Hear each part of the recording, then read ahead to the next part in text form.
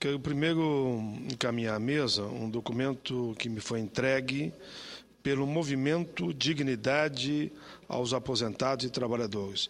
O Movimento Dignidade aos Aposentados e Trabalhadores me encaminhou um abaixo-assinado com o objetivo de pressionar democraticamente a Câmara dos Deputados a votar projetos que beneficiam os milhões de contribuintes do regime geral da Previdência. Os projetos são os seguintes. Primeiro, o PL 3299, de 2008, que é aquele que acaba com o fator previdenciário. O outro PL é o 4434, de 2008, que trata da recomposição do valor das aposentadorias e pensões.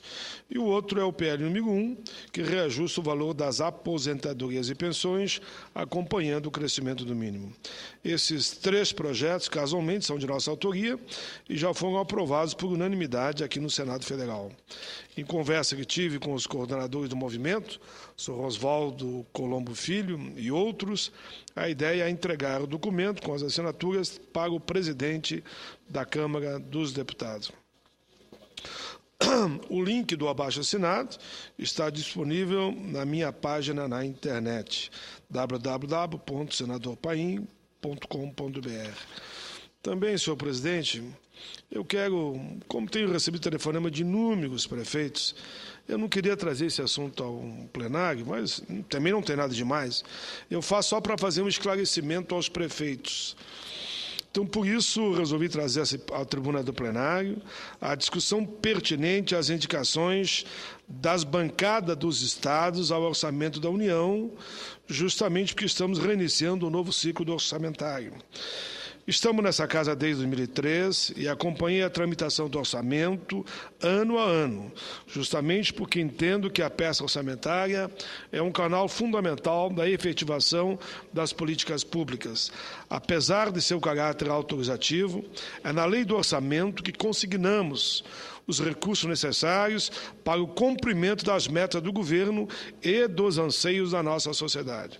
Seja uma emenda para a construção de estrada, de ponte, para a implantação de políticas educacionais, enfim, ou ainda para fomento da agricultura, o que importa é que possamos atender às prioridades determinadas pelo governo dos estados.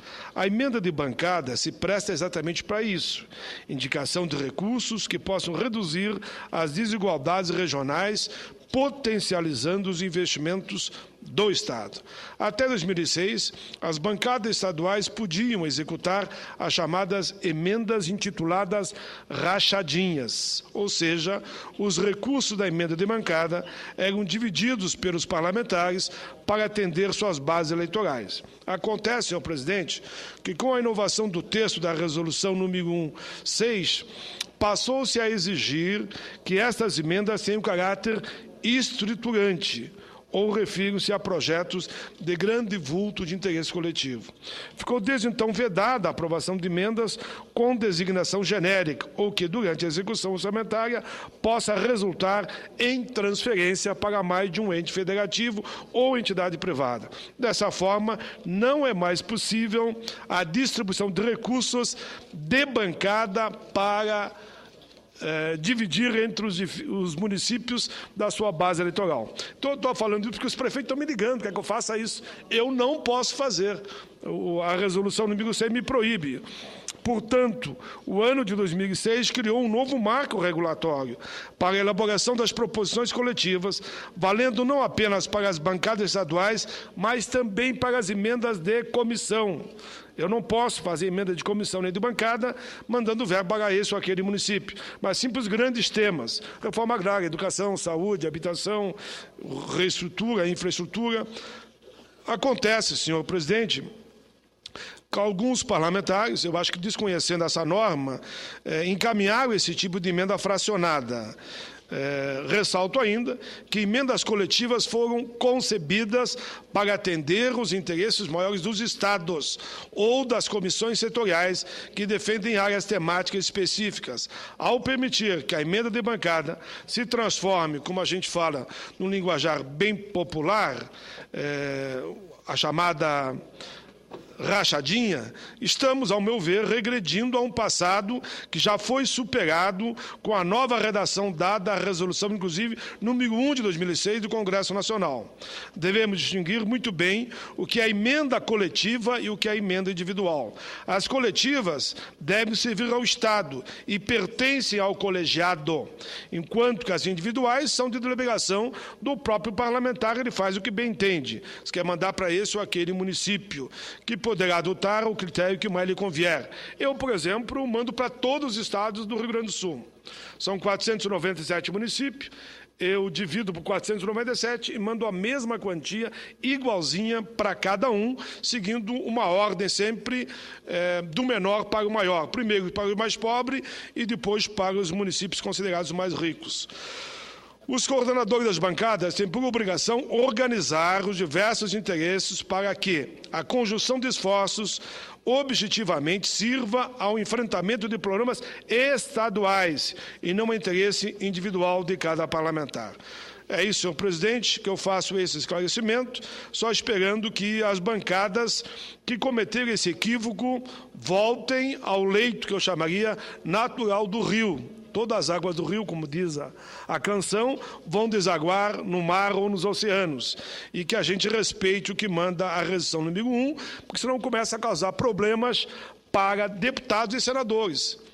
Não, mas como é que tal deputado mandou e tal senador mandou e vocês vão mandar? Então, para evitar esse problema é que eu faço esse encaminhamento, esclarecendo só, mas entendo até que algum parlamentar possa ter se equivocado, achando que podia.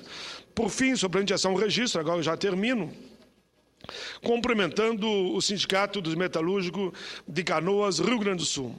Os trabalhadores do Sindicato dos Metalúrgicos de Canoas, do qual eu pertenço e sou sócio, eles fizeram um acordo com a MWM Internacional para a redução de jornada para 40 horas semanais. A conquista faz parte de um conjunto de propostas aprovado em Assembleia e visam preservar cerca de 200 postos de trabalho.